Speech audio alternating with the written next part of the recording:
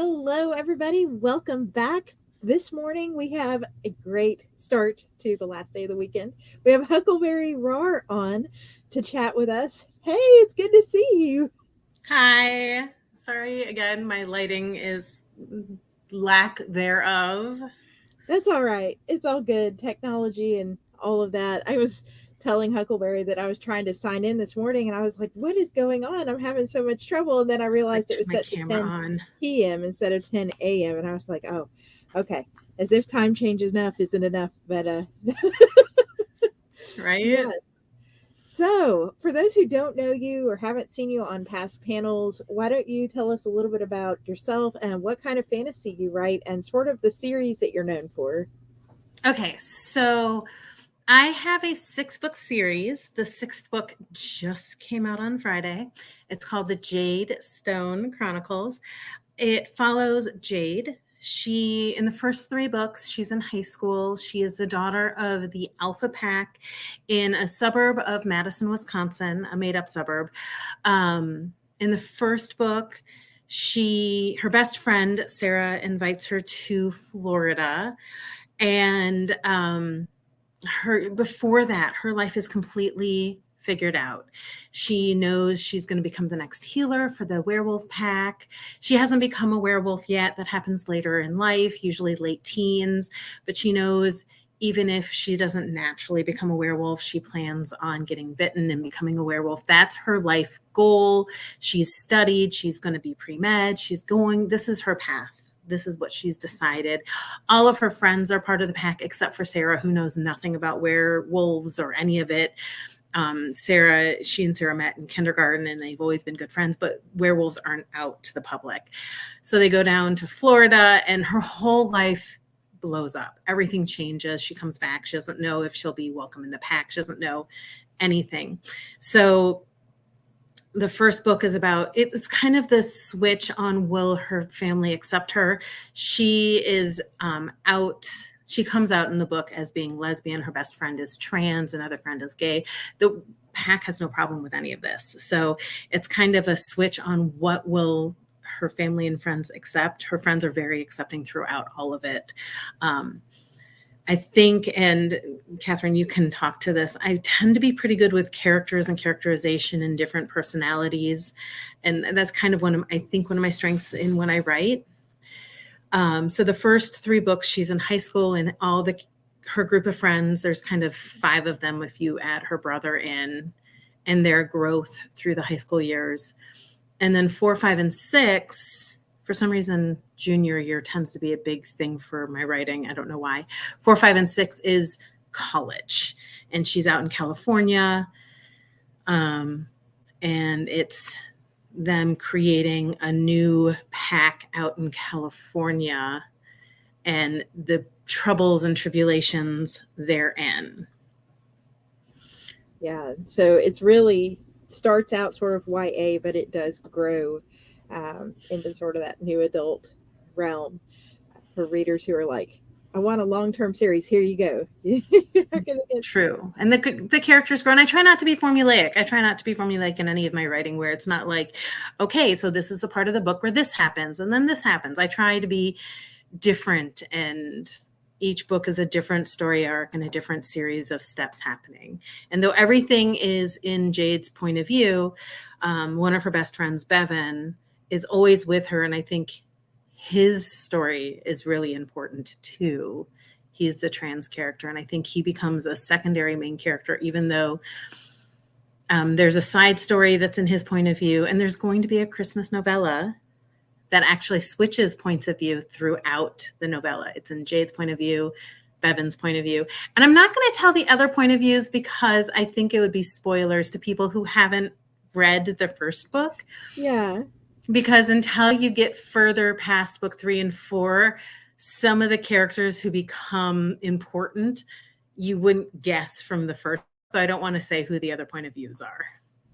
So we just have to wait. You just have to wait. Yeah. Oh, so one of the things that I always thought was interesting back when we were first meeting, first talking about the first book, was how you're a teacher. You're also a mom. and you're writing YA. Was that ever intimidating for you to be like, I know I'm not YA, but I've got these YA people in my life, and are they going to like the book? Are they going to relate to the book? So when I started writing, my son was an avid reader. He read everything.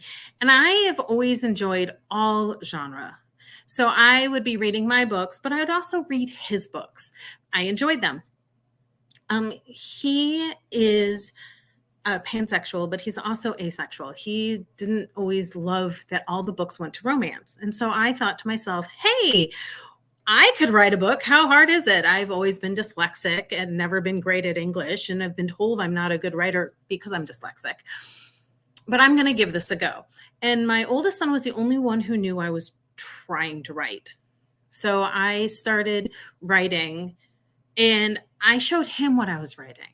And he quickly was like, you write better teenager than I speak, because I've always taught teenagers and I've always interacted with them. And he immediately loved what I was writing.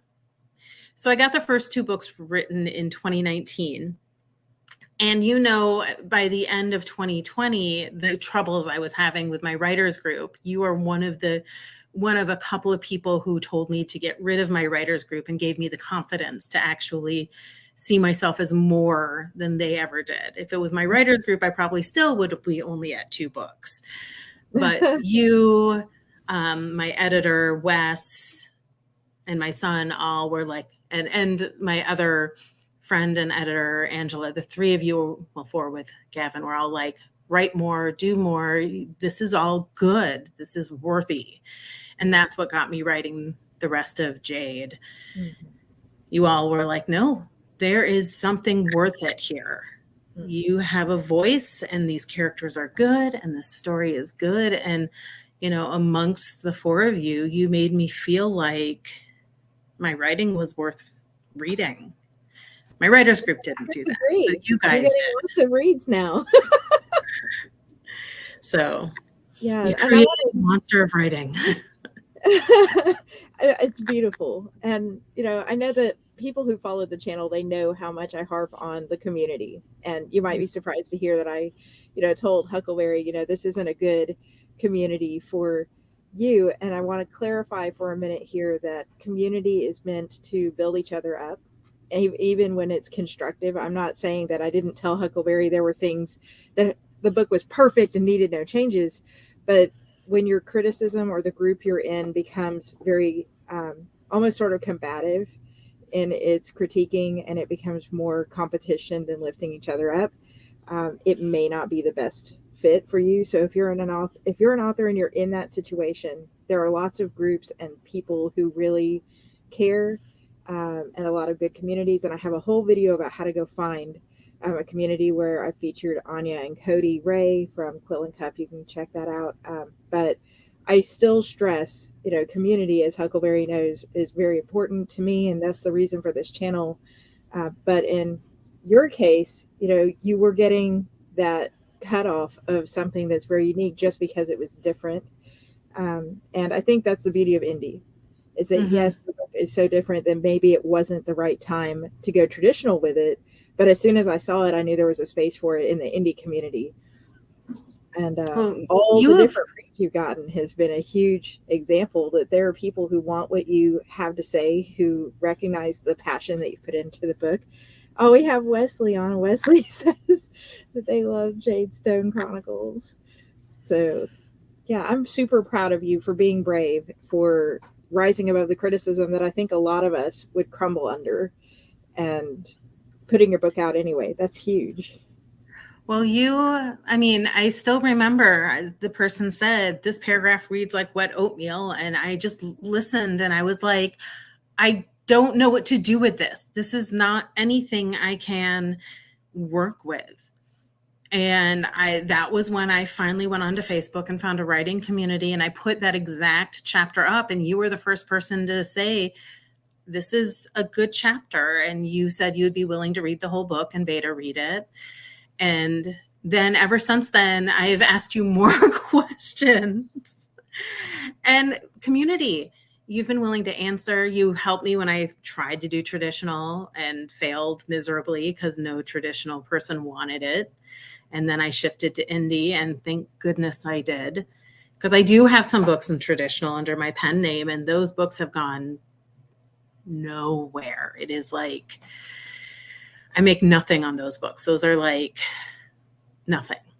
Mm-hmm. Yeah, not all books are for all routes. Some really shine better in indie. Some I think shine better in traditional, especially if you've got like a chosen one trope. But yeah, so I'm curious to know, you started writing this for your son. Mm-hmm. I know a lot of us as authors put ourselves into characters in our books. And I'm really curious to know if there's a specific character from book one that you felt relayed who you were more than the others. My fastest answer to that is no. I didn't feel like I put myself into the book. If you ask my son, it's Jade's mom, because Jade's mom is a math teacher at a university. I am a math teacher at a university. And Jade's mom was in the Peace Corps in Papua New Guinea. I was in the Peace Corps in Papua New Guinea. I added those pieces just because I felt it helped the story along more than anything. But if a character is most aligned with me, it's Jade's mom, who is a pretty minor character. So that would be the one. It's so cool. So who's been the hardest one to write for you, and why is that? Probably Jose through the series. And that's more the relationship and his struggles with relationships and trying. Let me put it to you this way. My editor, who is the best editor in the world, is also a sensitivity editor. So Bevan is trans. And getting the relationships and all of the pieces in place for Bevan, who is trans, has been tricky. And then getting all of the interactions with the characters with Bevan to make sure the language is correct, make sure the interactions are the correct, make sure the questioning is correct. Because I want people who read this book, because a lot of the people who read my books are not in necessarily a queer community. They may or may not realize they know people who are trans, or realize that language they use are correct or not correct. So I feel my book, because a lot of people who are just mainstream read my books, I kind of feel I have the ability through my books to answer questions people may have. So I used Jose, especially in book 3, to ask some of those harder questions. So asking Bevan, so you're trans but gay, but wouldn't it have been easier not to be that? And like Bevan is like, no. And just trying to bring in this discussion, which is really hard. And so my editor edited it, but I also had another trans male read through it and sensitivity read, because I thought it was an important scene, and getting Jose's questions really correct and that interaction really correct. That was maybe the hardest scene I wrote, but I really felt it was important for the book, for the series, for everything, because I feel these are questions that people who are outside of the queer community, and even some in the queer community, have. And so I wanted that in there, as hard as that scene was to write and to have, just because I thought it could be educational, but in an informative, in a way that helped. Yeah. And the last panel you came on, for those who weren't around then, because we've had a lot of new subscribers since then, so thank you to the new subscribers, was about the fact that your book is non-romance. The first one is not a romance. It's about who she is as a person, her journey into sort of finding who she is, I guess, in multiple ways, and accepting that aspect of herself, and finding her place in the community, and being a shifter series. That's really unique to not have it just be pining and romance and all of that stuff the whole way through. And I think that's one of the things that I loved about the series picking it up was that, there's lots of good werewolf shifter romance out there, I'm sure, but I've just read a lot of it. And it was just nice and refreshing to see a different side of that. So when you were going into the book, you did a good job of balancing. Here's this aspect of my identity, but it's not everything about who I am. And I did want to know. I know last time on the panel we talked about geese a little bit. Oh Have my there God. been any geese yet?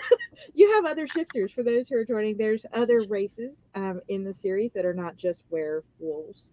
So I did not add geese. I have yet to write geese, but they will be put somewhere at some point. And since I know my editor is listening right now, I'm sure they are furiously writing notes and they will poke me until a goose is put somewhere.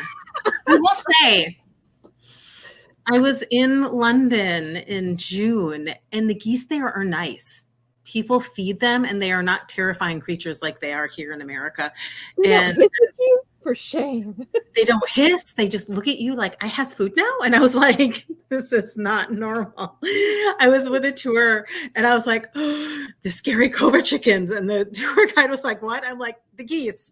And they're like, geese aren't scary. They're nice. I'm like, they're what? And Like here you feed them and then they still hiss at you. they still hiss and chase you. And I'm like, oh my goodness, this is a different creature than Oh goodness. like nice geese. That is just wrong. So my husband and I were laughing at this, like, nice geese. No. Like in the Mario movie when she was like, the next thing you know, you're gonna tell me turtles aren't evil. It's like same thing here. It's like the next thing you know, you're gonna tell me the geese aren't evil. But the weregoose doesn't have to be evil. So maybe they're gonna be from the UK. Right? A UK goose. Oh goodness. So you've had a lot going on. You were mentioning earlier the series is now up to 6 books. 6? Yes. 5? 6. 7 with the novella. Oh my goodness. It's such a whirlwind from when it first came out a couple years ago. So I'm curious to know what you have in the works. You mentioned you've got some traditional books on the side. But as far as this series, are we going to get more? Is her story wrapped up and now we're going to follow someone else in this world? Yeah, so the novella wraps up her story, and I think it wraps it up nicely. My son has been asking since he knew the book was coming, because I wrote books 3 through 6 back in 2021. I write pretty quickly, so I got those books done.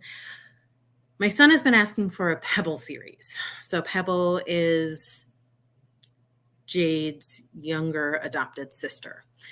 So I want to write Pebble series starting when Pebble is 18, which the novella transitions into. I also have a, when does it come out? You have to follow Huckleberry to find out. I've got Huckleberry's links in the description box, by the way. I have to write the books before they can come out. I have 2 books written in a Phoenix Shifter series that I want to be a trilogy. And the fun thing about the Phoenix Shifter series, which I want to have come out in 2024, is the main character, Ember, is non-binary with they, them pronouns, which is harder to write than I thought it would be, having the main character throughout. I have a beta reader reading it right now, and she loves my books and she reads them, is always volunteers to read them. And she's halfway through the 2nd book, and she said she really, really likes the story. She's totally engaged in it, but she said it took her a while to just acclimate to the they, them pronouns throughout, because it's very different to read them. But she is really enjoying it. You got this, and your editor's got this. My hat's off to your editor. My editor will have no problem considering my editor's pronouns are they, them. So Awesome. it'll, Yes, good backup there. that Um, helps. so as far as in-person stuff, you're a teacher, so I'm assuming that the school year means not much in-person stuff going on, but are you thinking of doing any in-person events with your book, any signings? I will be at this wonderful library in Sheboygan, Wisconsin on it's in August. On August, how do I not have this in my calendar? See, now I need Angela to be on to tell me. I think it's August. It's either 12th or 19th. I think it's August 19th. I'll be at a live.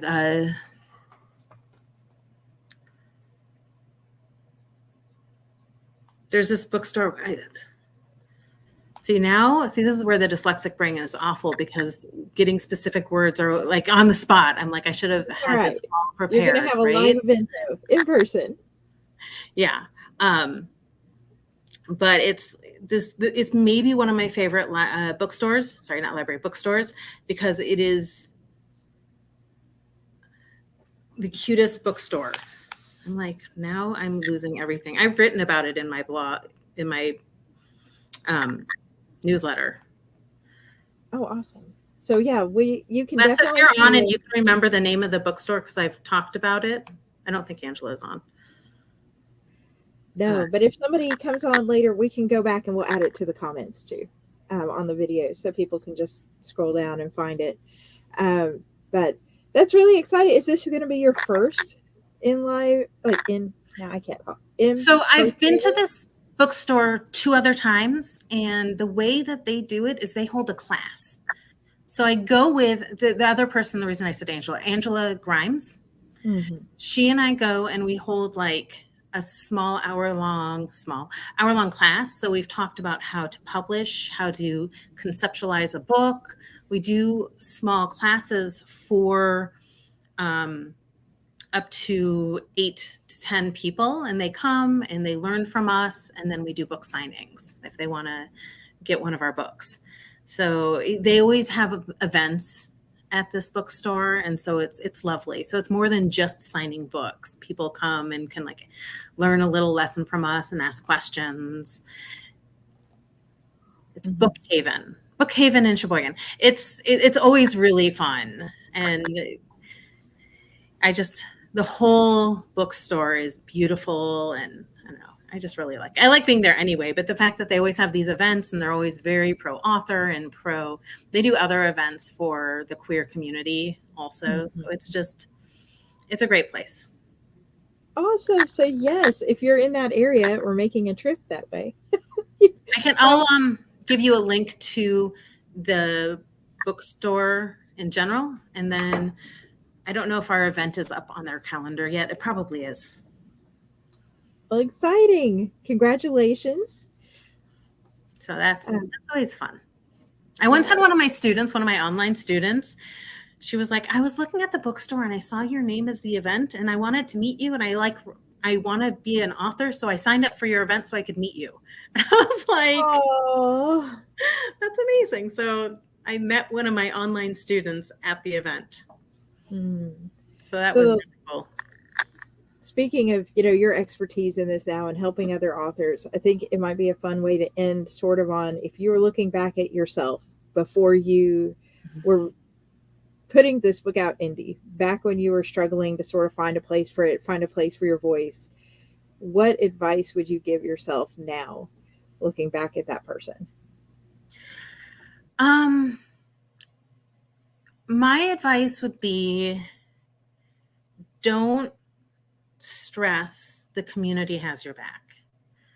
There are very good people out there.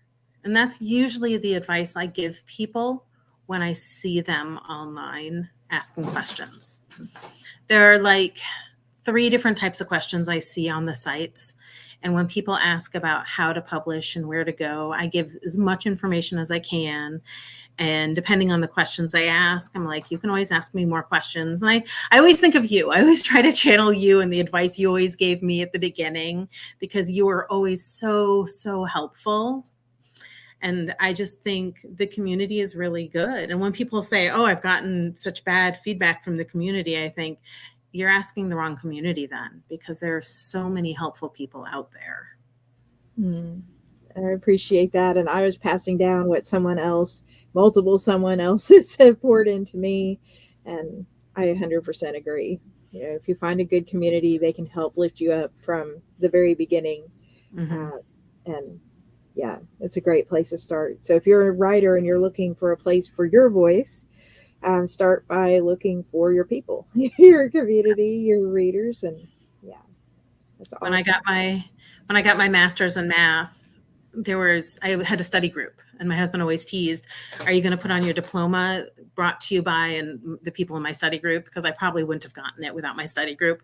And if I could get a diploma in, becoming an author, I would have to say brought to you by Katherine Graham, Wesley Immersek. Sorry, I will never get this right. And Angela Grimes. Because the three of you, without you three, I would not be where I am right now. I would still have 2 books and be twiddling my thumbs wondering, how do I get to the next step?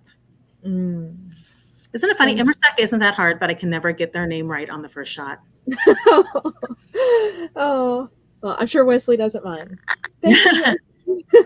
And Angela has been on too. So if you are new to the channel and you would like to meet other indie authors, like Huckleberry, and maybe find some in your community, because I've got authors on from all different genres. You can check out either the newest Spiffbo author playlist, or you can check out the Indie Author Live Chats playlist and meet some of those people. Follow them on social media, get plugged in. Be a good place to start. And start with Huckleberry, who's super encouraging and an open book on all these things. But thank you so much for joining. Congrats on the newest book, which I have not read yet. So I'm going to have to read it yet. But congrats on the newest book. And I really wish you all the best moving forward. Thank you. Thank you. All right. Thank you so much, everybody. Like the video and subscribe to catch the next author interview that we do. Bye.